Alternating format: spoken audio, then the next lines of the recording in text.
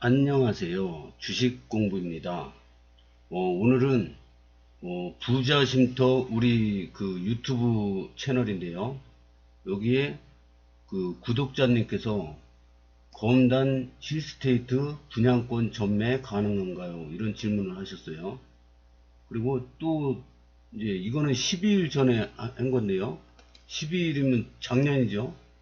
작년에 질문을 하신 건데 어제 또 질문을 했어요. 1월 3일 날 부동산 그 규제 해제 대책이 나왔죠. 그래서 1월에 또 규제 풀려서 전매 풀리지 않을까요? 이런 질문을 하셨고요. 그리고 또 쭉 내려보면은 재당첨 제한 10년이 있는데 이것도 완화되었나요? 이런 질문을 했어요. 그래서 나도 불인인데 왜 이런 걸 저기 질문할까? 이거 잘못 얘기하면 저기 어떻게지? 막 이런 고민이 생겼었어요. 그런데 이거를 이제 대답을 해주려면 저도 막 공부를 해야 되지 않습니까? 막 찾다 보니까 자동적으로 공부가 되는 거예요. 그래서 이런 저기 질문을 해주신 분들께 대단히 감사하게 생각합니다. 그래서 새로운 이슈가 이렇게 나올 때마다 질문을 해주시니까 저도 이거 대답을 하려니까 공부를 해야 되지 않습니까? 그리고 이제 제가 불인인 거는 뭐 우리 저 채널 그 구독자님들은 다 아는 거고 제가 이제 답을 했지 않습니까? 답을 했는데 혹시 틀린 얘기를 하게 되면은 또 우리 저 부자 쉼터에 부동산 고수님들이 있습니다. 그래서 이거는 틀렸어요. 그리고 얘기해 주실 거라고 믿습니다. 그래도 일단은 구독자님이 질문을 하셨는데 최대한 노력을 해가지고 최대한 정답을 말씀드려야겠죠. 고수님들이 틀리면 틀린다고 얘기해 주겠지. 이런 식으로 하면은 공부도 안 되고 실력도 안 는다고 생각합니다. 그래서 좋은 질문 해주신 구독자님들께 이 자리를 빌어서 감사를 드립니다. 그리고 제가 이제 어제 뉴스를 이렇게 보다 보니까 이 배추 농사를 이렇게 졌는데요. 배추를 밭에다가 엄청 크게 막 배추를 엄청 많이 졌어요. 근데 이거를 수확을 안 해가지고 다 트랙터로 다 갈아 엎더라고요. 그래서 이게 뭔 일인가 하고 배추도 잘 됐더라고요. 이 배추가 지금이 굉장히 맛이 들고 맛있을 때래요. 근데 이거 트랙터로 막 중장비로 갈아 엎더라고요.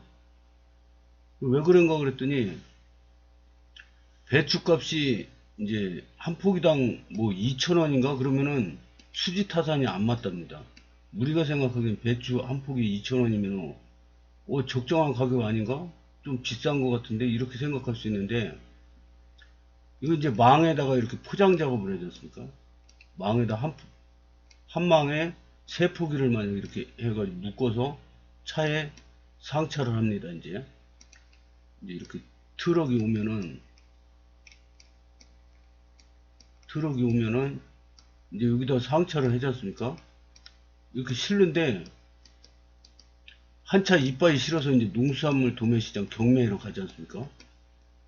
그러니까 한 차 실었는데 인건비하고 포장 망값하고 트럭 운송비하고 주니까 배추값에 한 차에 50만원을 보태줘야 된답니다.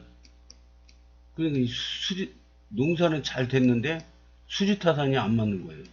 배추값이 한 포기에 2,000원 받아가지고는 수지타산이 안 맞고 한 차 열심히 작업해서 올렸는데 그 포장 작업한 인건비 주고 운송료 주고 뭐 마음값하고 뭐 이렇게 하면은 50만원이 적자랍니다. 내 돈 50만원 보태줘서 내 배추 싣고 내 돈 50만원 보태줘서 보내야 된답니다. 이거 뭐예요 이거예요. 그러니까 그냥 다 갈아 엎는 거예요. 수확을 포기해버리는 거죠. 그래서 이 농사도 옛날부터도 그랬어요. 배추는 옛날부터도 도매상도 도박이고 이 농사 짓는 사람도 도박이랍니다. 왜냐? 도매상도 배추값이 막 500원 했다가 막 한 포기에 막 10,000원 했다가 막 널뛰기를 합니다.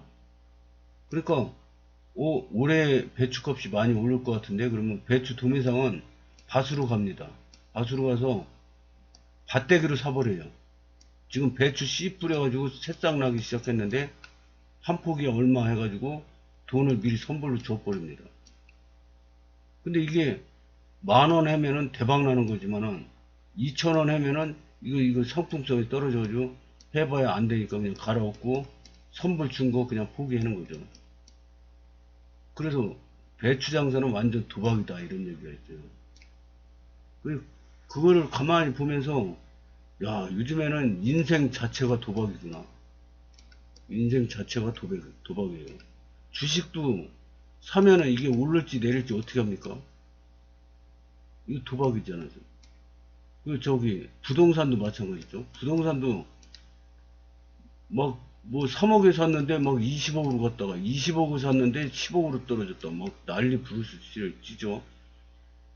이게 다 도박 아닙니까? 그러면 내가 이제 노가다를 어제는 또 그 동영상 보다 보니까 평택에 그 삼성전자 그 세계 최대의 반도체 공장을 짓는데 거기 노가다 하시는 분들이 막 수백 명이 막 출근하는 모습이 나오는데 이 노가다도 하루도 안 쉬고 막 잔업까지 하면은 막 20수 주고 2.50수 주고 막 그럽니다. 그럼 일당 10만원이면은 2.50수 받으면 25만원 받는 거죠. 하루 일당이. 그래서 이 노가다를 하는데 몸이 아프면 어떻게 됩니까? 그러면 헛짓거리는 거죠.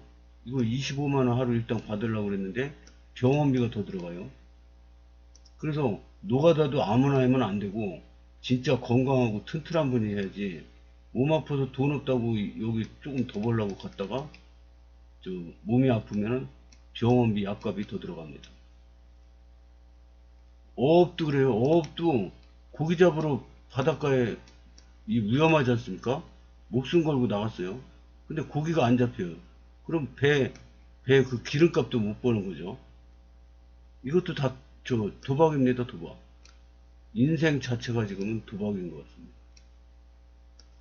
뭐 지구가 뭐 앞으로 뭐 멸망한다 뭐 인구 절벽이다 뭐 그러는데 그게 정답이 없어요. 지나봐야 하는 거지. 막 미리 예측을 했는데 지나봐야 하는 거죠. 그래서 지금은 그 투자의 시대고 도박의 시대인 것 같습니다. 제 눈으로 보면 그렇습니다. 그래서 열심히 옛날에는 우리 젊었을 때는 열심히 제가 올해 60이지 않습니까 이제 젊었을 때는 열심히 일해서 노가다든 뭐하든 목수든 뭐하든 열심히 일했으면 중산층은 갔습니다. 근데 지금 열심히 직장생활 열심히 해가지고 다른 사람 모르고 저만 따지면은 연봉 3천인데 이거 받아가지고 만약 자녀가 2명이에요. 우리 딸 하나 아들 하나 있습니다. 근데 고등학교 대학생 이렇게 있어봐요. 이거 받아가지고 택도 없습니다. 그래서 월급쟁이 열심히 일해가지고는 절대로 부자가 될 수 없는 세상입니다. 지금. 물론 연봉 막 2, 3억 되면은 부자 될 수 있죠. 근데 저같이 이렇게 받아가지고는 택도 없습니다. 하여튼 그러면은 이 정부 정책이 왜 이렇게 자꾸 바뀌는 거죠? 법이 멈춰있지 않고 계속 바뀝니다. 문재인 대통령 때는 부동산 가격이 계속 올리니까 네가 이래도 안 내려? 이래도 안 내려? 계속 부동산 억제 정책을 막 씁니다. 이래도 안 내려? 그래도 안 내리고 계속 올랐어요. 그런데 작년에 이제 윤석열 정부가 들어섰죠. 근데 윤석열 정부는 아무것도 안 했는데 집값이 갑자기 폭락합니다. 왜 폭락합니까? 금리가 오르니까 폭락을 하는 거죠. 부동산 금리가 0.5%일 때 부동산 규제책을 막 했는데 이때는 안 통해다가 금리가 막 오르는데 막 3% 4% 오르는데 부동산 규제책은 똑같아요. 그러니까 아이고 이거 안 되겠다 막 집이 막 폭락을 하는 거죠. 그러면 이제 윤석열 대통령은 어떻게 해요? 이 부동산 세금이 엄청난데 세금으로 뭐 노약자도 도와줘야 되고 복지정책도 해야 되고 뭐 취약계층도 도와주고 그래야 되는데 세금이 하나도 안 거쳐요. 그리고 막 집값은 폭락했는데 만약에 보유세는 거칠 거 아닙니까? 부동산 보유세. 근데 공시가격이 만약에 공시가격이 5억인데 실거래가는 10억이에요. 그러면 이거 괜찮았는데 지금은 이게 실거래가가 공시가격 밑으로 떨어졌어요. 그런 거 새로 또 책정해야 됩니다. 이거 아이고 안 되겠다 그러니까 막 모든 거 다 풀어버리는 겁니다. 지금 막 여기는 규제책을 했는데 이건 부양책을 막 씁니다.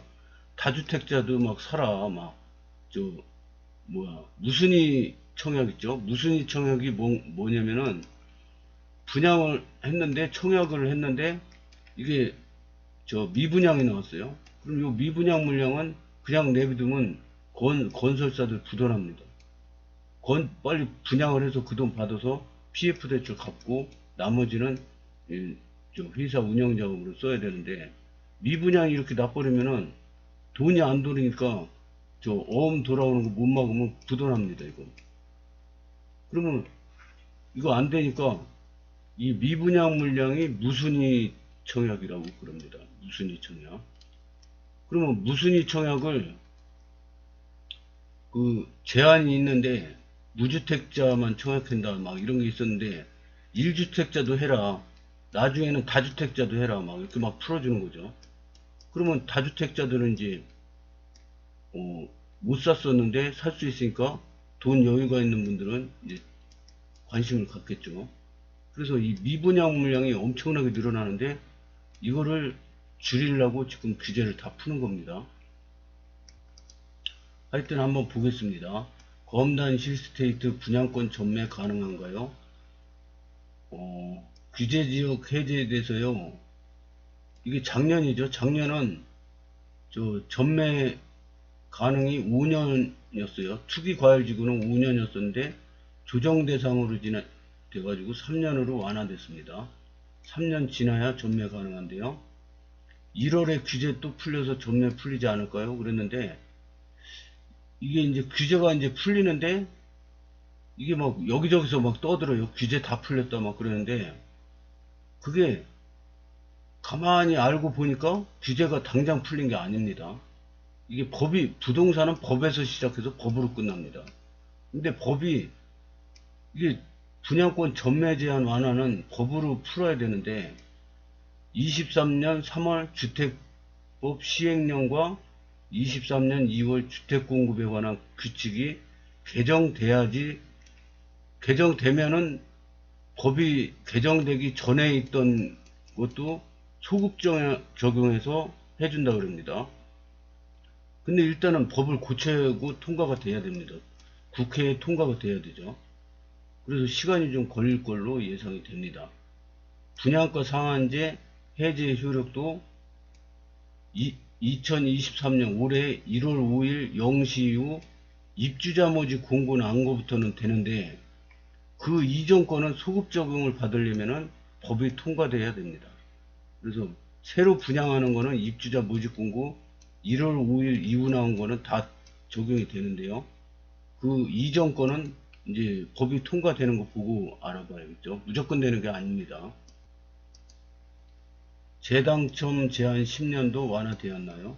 우리 저 검단 신도시에 보면은 공공택지에다가 분양가 상한제라 재당첨 제한 10년이 걸려 있습니다. 근데 이것도 완화된다고 합니다. 강남 3구와 용산, 강남 3구와 용산만 빼고 다 되는 게 우리나라 탑은 강남 3구와 용산이라는 거를 나라에서 가르쳐 주는 거죠. 정답을. 이거 빼고 다 해제된다 그랬는데 주택법이 개정이 아직 안 됐어요. 그래서 그게 개정이 되고 나야지 또 새로운 개정되면 또 뉴스에 막 나오겠죠. 어떻게 개정이 됐다. 그럼 그때 가서 자세하게 알 수 있을 것 같습니다.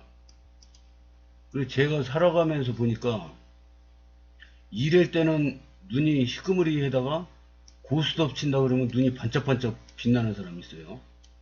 그 사람은 고스톱 쳐가지고 따더라고요. 대부분. 일할 때는 개슴치레 하고 있는 사람은 회사에서 일 잘한다는 소리 못 듣는데, 고수업 질 때 눈이 번쩍번쩍 하는 사람은 나더라고요. 그래, 이, 부동산 투자에서도 돈을 벌려면 이 뉴스를 자세히 잘 봐야 됩니다. 이게 시장이 어떻게 변하는지 알아야지 바닥에서 사서 꼭대기에 팔 거 아닙니까? 그것도 세금을 비과세 내면서. 그래서 이 뉴스를 항상 지켜봐야 돼요.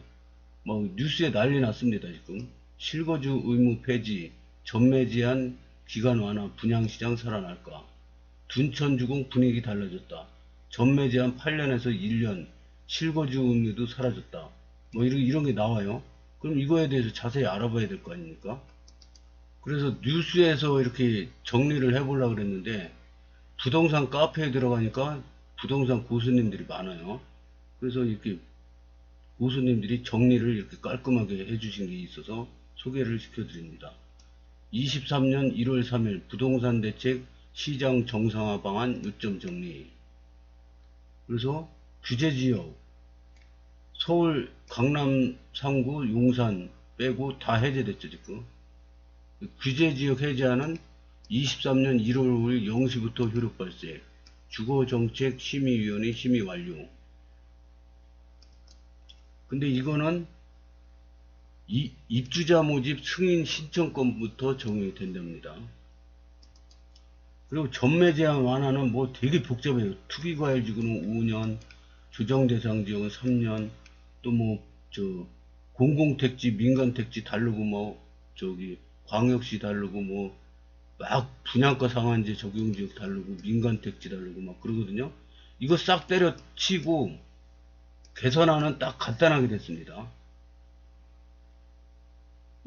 수도권은 3년, 비수도권은 1년, 과밀 억제권역은 1년, 광역시는 도시지역 이 비수도권은 6개월, 기타는 6개월, 비수도권은 없음. 그러니까 공공택지 규제지역은 3년인데 우리 3년 이거 규제지역 해제됐지 않습니까? 그러니까 1년 이렇게 되는 겁니다. 그리고 중요한 게 시행령 개정 이전에 분양을 받았더라도 전매 제한이 남아있는 경우 개정된 시행령을 소급 적용하여 완화된 규정 적용을 한답니다. 그러니까 지금 만약에 1월 달에 개정이 됐어요. 그러면 작년에 분양받은 사람도 이게 소급 적용이 다 된답니다. 그 다음에 수도권 분양가 상한제 주택 실거주 의무 폐지. 뭐가 어떻고 뭐가 의무 거주기간이 5년, 3년, 2년 막 이런데 이거 뭐 복잡하게 알 필요 없이 다 때려치고 실거주 의무가 완전 폐지되고 소급 적용한답니다. 이거만 알면 되는 거죠. 그 다음에 중도금 대출 분양가 기준도 폐지돼가지고 12억 원 넘으면 중도금 대출 안 해주고 그런 거 다 없이 무조건 해준답니다. 특별공급 분양가격 기준도 폐지하고 1주택자 기존주택 처분 의무도 폐지한답니다. 무순위 청약시 무주택 요건도 폐지. 그 다음에 허그 PF 대출 보증도 확대돼 가지고 이렇게 된답니다. 그래서 이제 다른 거는 다 대답이 됐는데요. 분양가 상한제 청약 재당첨 제한 10년 그거는 어떻게 폐지되는 건가요? 그래서 뉴스에 보니까 분양가 상한제 청약 재당첨 제한 폐지됐다 뭐 그래서 이게 10년 재당첨 제한이었었는데 검단 신도시는요. 그리고 이거 다 폐지되는 거냐 그렇게 생각했는데 그게 아닙니다. 규제 지역에서 해제되면 대출, 세제, 청약, 거래 등 집을 사고 파는 전 과정에 대한 규제가 완화된다. 종합부동산세, 양도소득세 등 다주택자 중과세가 사라지고 주택담보대출 비율, LTV 등 대출 한도가 늘어나며 청약 재당첨 기한도 10년에서 7년으로 줄어든다. 그러니까 이게 싹 없어지는 게 아니라 7년으로 줄어든답니다. 이것만 해도 굉장히 많은 혜택인데 앞으로 혜택이 더 늘어날 거라고 봅니다. 이게 법이 멈춰 있지 않고